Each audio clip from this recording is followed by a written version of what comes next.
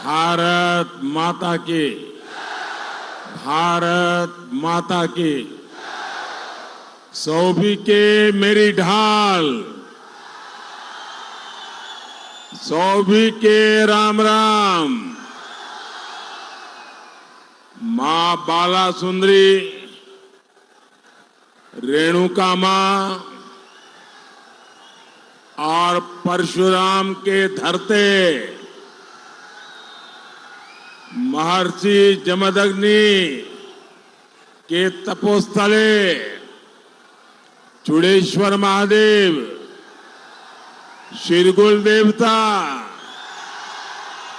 महासु देवता की पुण्य धरा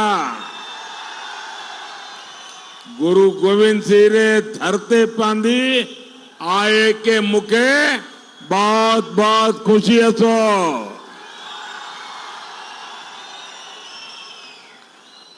मेरे साथ बोलिए, भारत माता की। आप ये तस्वीर नीचे रखिए, पीछे लोग परेशान हो रहे हैं। भारत माता की, भारत माता की। ऐसा लग रहा है कि अपने घर आया हूं।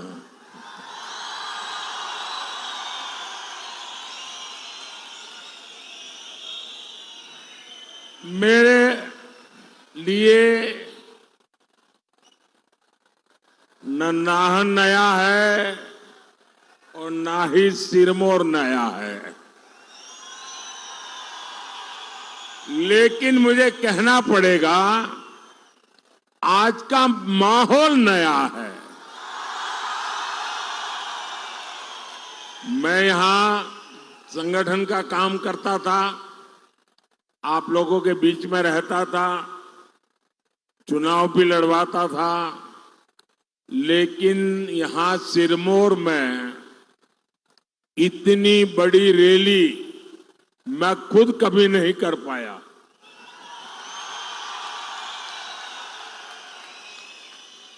पार्टी की मीटिंगें लेता था, सबको समझाता था। मुझे लगता है शायद यहां के इतिहास की ये सबसे बड़ी रैली होगी। और मैं हेलीपैड से यहां आ रहा था, पूरे रास्ते भर शायद इससे दोगुना लोग रोड पर खड़े हैं।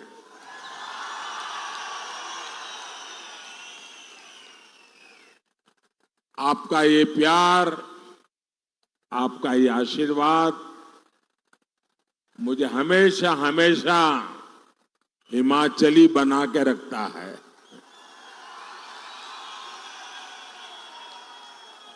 और जब सिरमौर आए तो हमारे स्वर्गीय श्यामा शर्मा जी, उनके घर में हमारी बैठकें हुआ करती थी।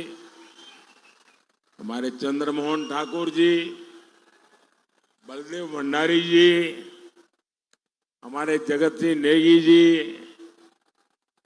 ढेर सारे कार्यकर्ताओं की याद, अनेक अच्छे अनुभव मेरे लिए एक प्रकार से यादों की अमानत है। और सभी के घरों से असकली, पटांदे,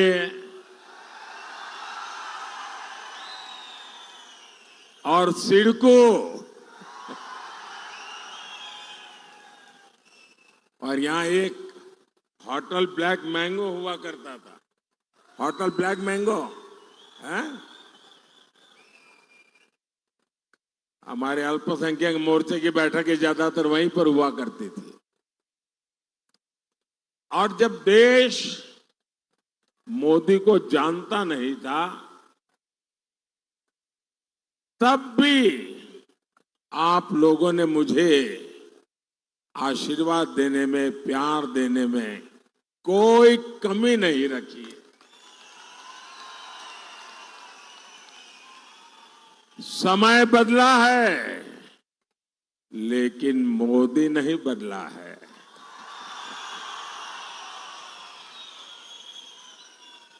मोदी का हिमाचल से रिश्ता वही पुराना रिश्ता है। और आप लोगों को शायद खुशी होगी, जैसे मैं गर्व के साथ कहता हूं भारत का प्रधानमंत्री होने कि हिमाचल मेरा घर है, वैसे ही शायद आपको पता नहीं होगा, अफगानिस्तान के एक राष्ट्रपति थे श्रीमान करजाई, वो भी कहते थे हिमाचल मेरा घर है, क्योंकि वो शिमला में पढ़े थे। और अभी जो आपने मुझे लोहिया पहना है ना, वो उन्होंने यहीं से जाकर के अफगानिस्तान में थोड़ा फैशन डिजाइन करके उन्होंने उसका अपना पहरवेश बना दिया है जी। यानी यही हिमाचल की ताकत है कि जो इतना लगाव रखती है। साथियों, आज मैं आपसे तीसरी बार भाजपा सरकार के लिए आशीर्वाद मांगने के लिए आया हूं।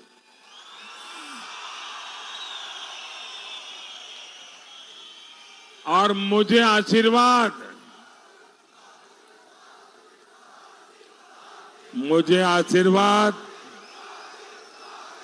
मेरे लिए नहीं चाहिए। मुझे आशीर्वाद मेरे परिवार वालों के लिए नहीं चाहिए। मुझे आशीर्वाद मेरी जात बिरादरी वालों के लिए नहीं चाहिए। मुझे आशीर्वाद चाहिए ताकतवर भारत बनाने के लिए।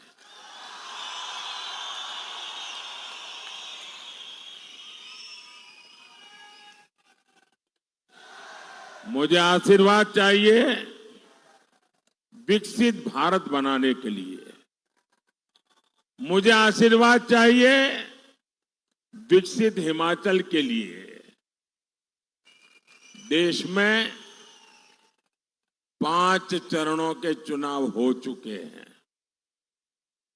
बीजेपी एनडीए की सरकार बननी पक्की हो चुकी है।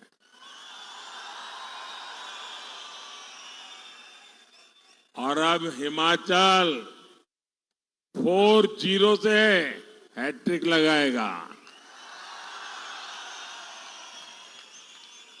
और हम तो देवभूमि के लोग हैं, हमारी एक भी चीज कभी बेकार नहीं जाने देते। तो कोई हिमाचली अपना वोट बेकार जाने देगा क्या? अपना वोट बेकार जाने देगा क्या? वो उसी का वोट देगा ना जिसकी सरकार बनेगी, और जिसको वोट देगा उसकी ही सरकार बनेगी। ये हिमाचल में पक्का है।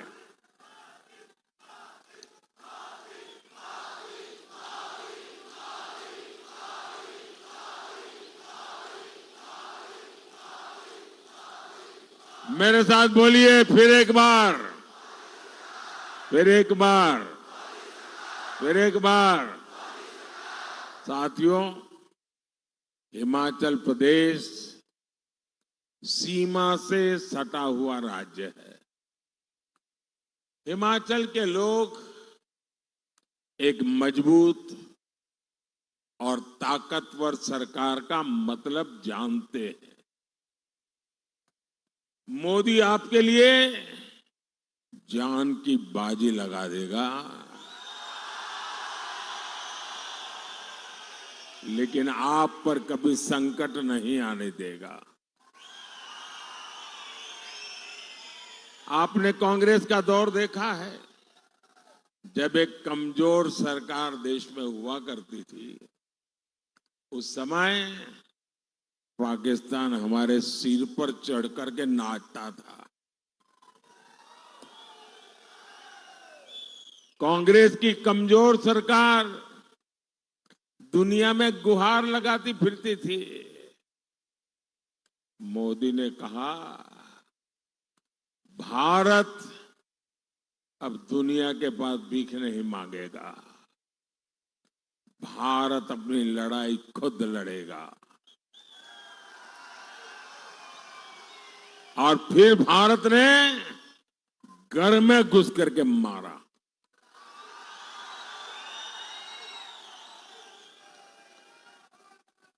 आज देखिए पाकिस्तान की क्या हालत हो गई है। साथियों, हिमाचल के ऊंचे पहाड़ों ने मुझे अपना हौसला बुलंद रखना सिखाया है और हिमाचल की बर्फीली पहाड़ियों ने मुझे ठंडे दिमाग से काम करना भी सिखाया है। पहाड़ों ने मुझे अपना सिर गर्व से ऊंचा रखना सिखाया है और मैं मां भारती का अपमान नहीं सह सकता। लेकिन कांग्रेस मां भारती के अपमान से भी बाज नहीं आती। कांग्रेस को भारत माता की जय कहने से ही दिक्कत है। कांग्रेस को वंदे मातरम कहने से दिक्कत है। ऐसी कांग्रेस कभी हिमाचल का भला नहीं कर सकती। साथियों, यही कांग्रेस है जिसने भारत के सीमावर्ती इलाकों को अपने हाल पर छोड़ दिया था। जब बॉर्डर स्टेट में सड़क बनाने की बात आती थी तो कांग्रेस के हाथ पांव फूल जाते थे। कांग्रेस डर जाती थी कि अगर सड़क बनाई तो उसी सड़क से दुश्मन भीतर आ जाएगा। ऐसी डरपोक सोच मोदी के मिजाज के साथ मेल नहीं खाती है। मोदी ने कांग्रेस के मुकाबले कई गुना ज्यादा पैसे दिए हैं। मोदी ने कहा है बॉर्डर पर सड़कें बनाओ, इंफ्रास्ट्रक्चर बनाओ। आज बॉर्डर किनारे सैकड़ों किलोमीटर नई सड़कें बनी है। आज बॉर्डर किनारे रहने वाले फौजियों का, हमारे लोगों का जीवन आसान हुआ है। साथियों, कांग्रेस ने 4 दशक तक फौजी परिवारों को 1 रैंक 1 पेंशन के लिए तरसाया और कांग्रेस ने कैसा मजाक उड़ाया। हमारे पूर्व सैनिकों की आंख में धूल झोंकी और ऐसा पाप करने में उनको शर्म भी नहीं आई। जब 2013 में भारतीय जनता पार्टी ने मुझे प्रधानमंत्री का उम्मीदवार तय किया और मेरी पहली रैली पूर्व सैनिकों की हुई थी रेवाड़ी में, और रेवाड़ी में पूर्व सैनिकों के सामने मैंने वादा किया था, मैंने गारंटी दी थी कि मैं 1 रैंक 1 पेंशन लागू करूंगा। तो कांग्रेस वाले डर गए, ये मोदी ने नया खेल खेला है तो क्या करे। तो उन्होंने रातों रात अफरा तफरी में बजट में कहा कि हम भी 1 रैंक 1 पेंशन लागू करेंगे। लेकिन किया क्या, 500 करोड़ रुपए का टोकन डाल करके कह दिया कि 1 रैंक 1 पेंशन लागू करेंगे। ये हमारी फौज के साथ मजाक था, मजाक। ऐसे जैसे किसी बच्चे को कह दे ना कि कोई बात नहीं, शाम को तुझे मुंबई ले जाऊंगा और बच्चा सो जाए, ऐसा पाप किया था उन्होंने। जब मोदी है जिसने आकर के ओआरओपी लागू किया, 1 रैंक 1 पेंशन लागू किया, और उन्होंने 500 करोड़ में खेल खेला था 2014 का चुनाव जीतने के लिए, जिसका कोई मतलब नहीं था। मोदी ने जब 1 रैंक 1 पेंशन ओआरओपी लगाया, 1.25 लाख करोड़ रुपया हम फौजियों को दे चुके हैं। अब मुझे बताइए भाई, कहां 500 करोड़ और कहां 1.25 लाख करोड़। ये 500 करोड़ मजाक था कि नहीं था? मजाक था कि नहीं था? फौजियों की बेइज्जती करने का इरादा था कि नहीं था? फौजियों का अपमान था कि नहीं था? और इसलिए ही तो लोग कहते हैं मोदी जो गारंटी देता है ना, वो गारंटी पूरी होने की गारंटी होती है।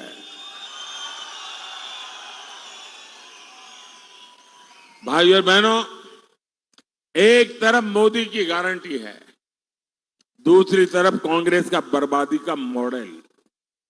कांग्रेस सत्ता पाने के लिए कांग्रेस ने हिमाचल के लोगों से खूब झूठ बोला।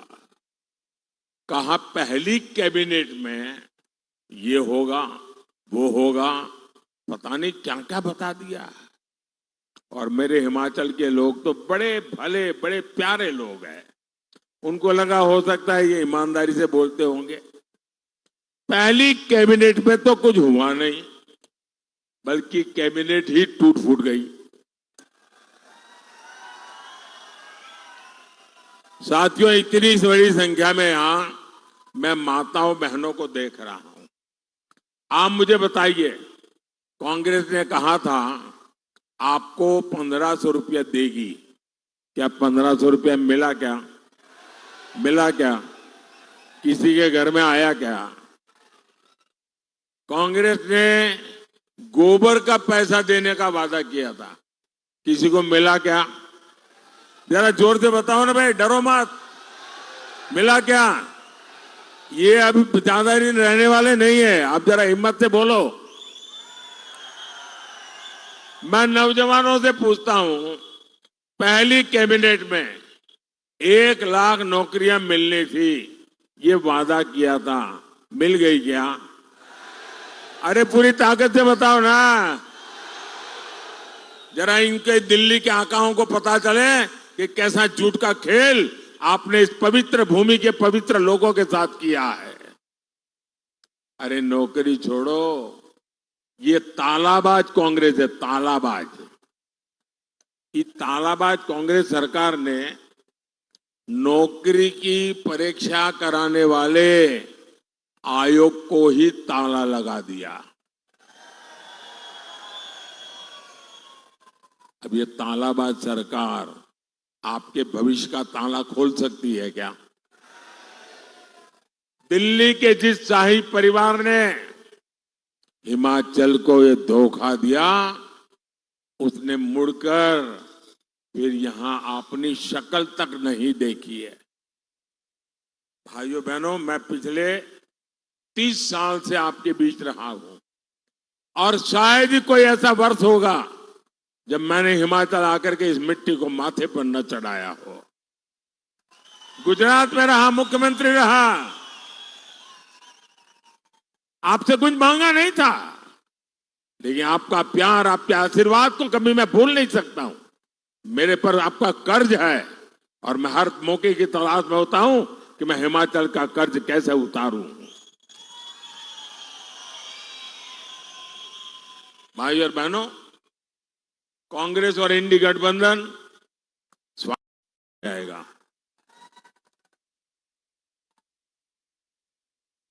ये कांग्रेस वाले, उनके साथी, 3 चीज आपको कॉमन मिलेगी। एक, ये गौर सांप्रदायिक है। दूसरा, गौर जातिवादी है। और तीसरा, गौर परिवारवादी है। आपको ये 3 चीजें हर एक में कॉमन मिलेगी जी। ये मीडिया वाले दिमाग खपाएंगे तो बहुत खजाना खोल करके ले आएंगे। 60 सालों तक कांग्रेस ने सोचा ही नहीं कि सामान्य वर्ग में भी गरीब होते हैं। क्या ब्राह्मण का बेटे परिवारों में गरीब कोई होता नहीं है क्या? क्या बनिए के परिवार में कोई गरीब होता नहीं क्या? उच्च वर्ण के लोगों के समाज में गरीब लोग होते हैं कि नहीं होते? उनकी परवाह ही नहीं थी, चिंता ही नहीं थी। उनको भी आरक्षण की जरूरत है। कांग्रेस ने हमारे इन समाज को कभी सोचा नहीं। मोदी ने आकर के जिस समाज ये आरक्षण के दायरे से बाहर था, उनको बड़ा सुखी संपन्न माना जाता, उच्च माना जाता था, मैंने उनके गरीब बच्चों के लिए 10% आरक्षण किया और इस देश में कोई झगड़ा नहीं हुआ और किसी का लूट करके नहीं किया। और आज इसके कारण हमारे समाज के लोगों को अलग अलग स्थान पर अवसर मिल रहा है। कांग्रेस ने हमारे गिरिपार के हाटी समुदाय को भी आरक्षण नहीं दिया।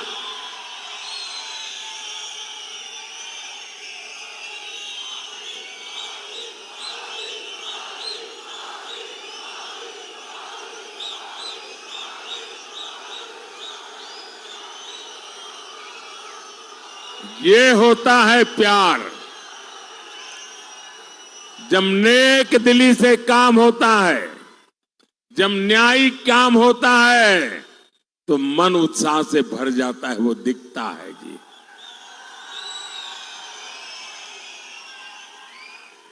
और ये सारे काम मोदी ने आपका कर्ज उतारने के लिए किए हैं। साथियों, मैं आज हिमाचल के लोगों को कांग्रेस और इंडी गठबंधन की एक और साजिश से भी सावधान करने आया हूं। ये लोग, और मानिए ये चुनाव है इसलिए मैं नहीं बोल रहा हूं दोस्तों, मेरे दिल में एक आग है।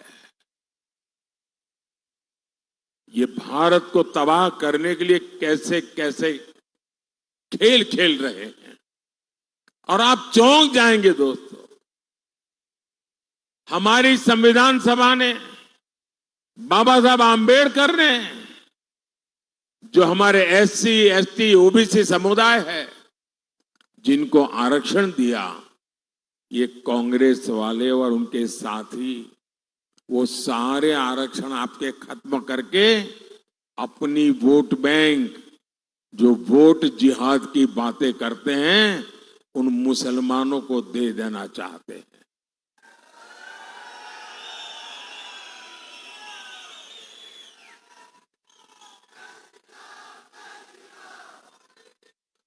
और ये सिर्फ बातें नहीं करते। कर्नाटका में कांग्रेस सरकार बनने के बाद उन्होंने कर दिया। ओबीसी के जो आरक्षण के अधिकार थे वो उनसे छीनकर मुसलमान को दे दिए, यानी देंगे ऐसा नहीं, दे दिए। और इस मॉडल पे वो काम करना चाहते हैं। आप मुझे बताइए, इस प्रकार का काम क्या मेरे हिमाचल के लोगों को मंजूर है क्या? जरा पूरी ताकत से बताइए ना। क्या ऐसे लोगों को आप स्वीकार करेंगे? ऐसे विचार को स्वीकार करेंगे? ऐसे लोगों का हर पोलिंग बूथ में सफाया होना चाहिए कि नहीं होना चाहिए? ये चुनाव मौका है इनको कहने का, रुक जाओ। ये चुनाव उनको कहने का मौका है, रुक जाओ, बहुत हो चुका, अब हम देश को तोड़ने नहीं देंगे। साथियों, इंडी गठबंधन की साजिश का ताजा उदाहरण पश्चिम बंगाल में सामने आया। 2 दिन पहले ही कलकत्ता हाईकोर्ट ने वहां 77 मुस्लिम जातियों के आरक्षण को खत्म कर दिया। कोर्ट ने किया। आप लोग कल्पना कर सकते हैं, मुसलमान की 77 जातियों को इंडी गठबंधन वालों ने रातों रात ओबीसी बना दिया था, और ओबीसी का जो हक था वो उनको दे दिया था। अदालत ने उसको गंभीरता से लिया।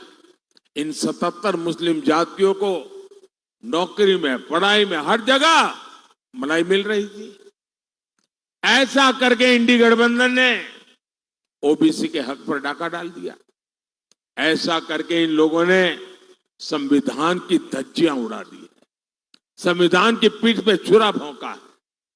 अब कोलकाता हाईकोर्ट के फैसले के बाद इंडी गठबंधन वाले बौखलाए हुए हैं। बंगाल की मुख्यमंत्री तो सीधे सीधे कोर्ट के आदेश को मानने से भी इनकार कर रही है। इनके लिए संविधान कोई मायने नहीं रखता, इनके लिए अदालतें कोई मायने नहीं रखती। इनका सबसे सगार कोई है तो इनका वोट बैंक है। साथियों, अपने वोट बैंक को खुश करने के लिए ही कांग्रेस राम मंदिर का भी विरोध कर रही है। कांग्रेस भाजपा वालों का मजाक उड़ाती थी, कहती थी मंदिर वहीं बनाएंगे, तारीख नहीं बताएंगे। हमें रोज चुभने वाली बातें करते थे। हमने तारीख भी बताई, समय भी बताया, लेकिन इन लोगों ने प्राण प्रतिष्ठा का बहिष्कार किया। आप हिमाचल के लोग मुझे बताइए, जब रामलला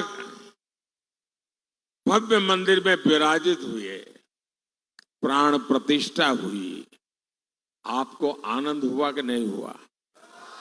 आपने अपने गांव में दिवाली मनाई कि नहीं मनाई? घर में दिवाली मनाई कि नहीं मनाई? हर हिंदुस्तानी खुश हुआ कि नहीं हुआ? 500 साल की लड़ाई, हमारे सभी पूर्वजों को भी खुशी हुई होगी कि नहीं होगी? लेकिन कांग्रेस पार्टी इसको भी बर्दाश्त नहीं कर पा रही है।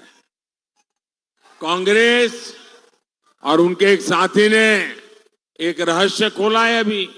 कांग्रेस के साथी इस फर्स्ट फैमिली के राजदार है वो। उन्होंने कहा है कि कांग्रेस के अंदर साजिश चल रही है, अगर सत्ता में आए तो फिर से राम मंदिर को ताला लगा देंगे और रामलला को टेंट में रहने के लिए मजबूर कर देंगे। ये इनकी सोच है। क्या ये होने देंगे? क्या आप ऐसा अवसर उनको लेने देंगे क्या? और इसलिए हर पोलिंग बूथ में इनकी सफाई करना जरूरी है। मेरा जो स्वच्छता अभियान है ना, ये चुनाव के दिन 1 तारीख को आपको मजबूती से करना है। करेंगे? भाइयों और बहनों, भाजपा सरकार हिमाचल प्रदेश के विकास के लिए पूरी कोशिश कर रही है। कोई सोचता नहीं था कि हिमाचल में भी IIIT, IIM और एम्स जैसे संस्थान है। लेकिन मोदी है तो मुमकिन है। मोदी है तो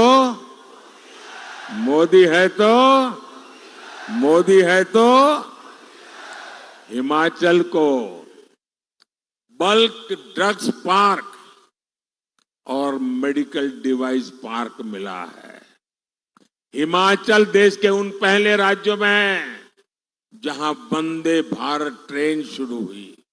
साथियों, मोदी के लिए किसान, गरीब, महिला और युवा का सशक्तिकरण बड़ी प्राथमिकता है। 5 किलो मुफ्त अनाज और 5 लाख रुपए का मुफ्त इलाज, ये मोदी की गारंटी है। हमारे किसानों, बागवानों के खाते में भी सम्मान निधि के 6,000 रुपये आते रहेंगे। साथियों, मोदी ने स्वयं सहायता समूहों से जुड़ी 3 करोड़ बहनों को, यह आंकड़ा छोटा नहीं है, 3 करोड़ बहनों को लखपति दीदी बनाने की गारंटी दी है। और इनमें मेरे हिमाचल की भी तो हजारों बहनें होगी। मोदी, आपका बिजली बिल याद रखना जरा। मैं ये कांग्रेस वाले गप मार के गए ना, ऐसे नहीं करता हूं। मोदी, आपका बिजली बिल जीरो, बिजली बिल जीरो।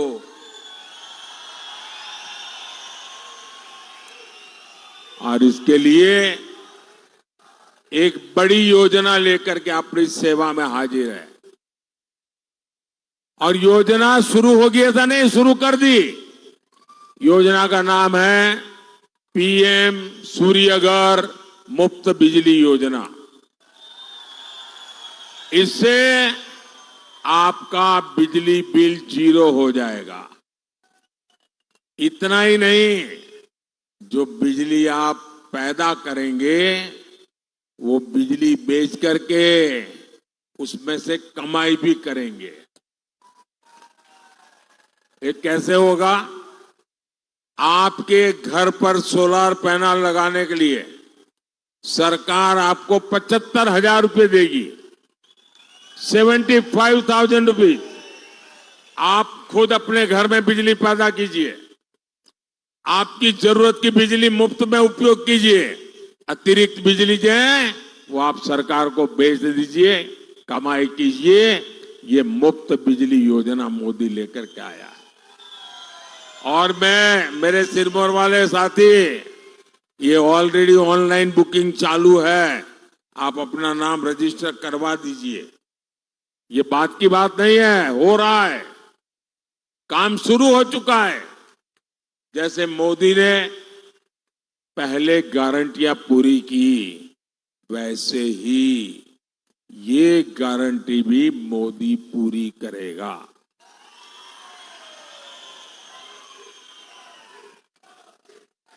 उसी प्रकार से साथियों, जो मुफ्त अनाज योजना है, क्योंकि मोदी का संकल्प है गरीब के घर का चूल्हा जलते रहना चाहिए, गरीब का बच्चा भूखा सोना नहीं चाहिए। और इसलिए मुफ्त अनाज योजना अगले 5 साल के लिए चालू रहेगी। साथियों, आपको शिमला लोकसभा सीट से हमारे बहुत निकट साथी भाई सुरेश कश्यप जी को भारी वोटों से विजयी बनाना है। और सुरेश जी को आप वोट देंगे ना, वो वोट सीधा सीधा कमल के खाते में जाएगा, मोदी के खाते में जाएगा, सीधा वोट मोदी को मिलेगा। हर गांव जाएंगे, ज्यादा से ज्यादा मतदान कराएंगे, हर पोलिंग बूथ में जिताएंगे। अच्छा, मेरा एक काम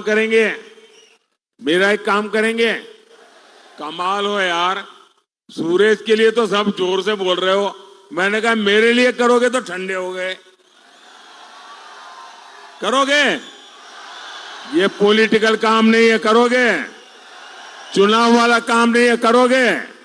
मेरा पर्सनल है, करोगे? पक्का करोगे? एक काम कीजिए, देखिए जब मैं हिमाचल में था तो गांव गांव भटकता था, लोगों के घर जाता था, मिलता था। अब आप लोगों ने मुझे ऐसा काम में लगा दिया कि मैं सबके पास जा नहीं पाता हूं, मिल नहीं पाता हूं।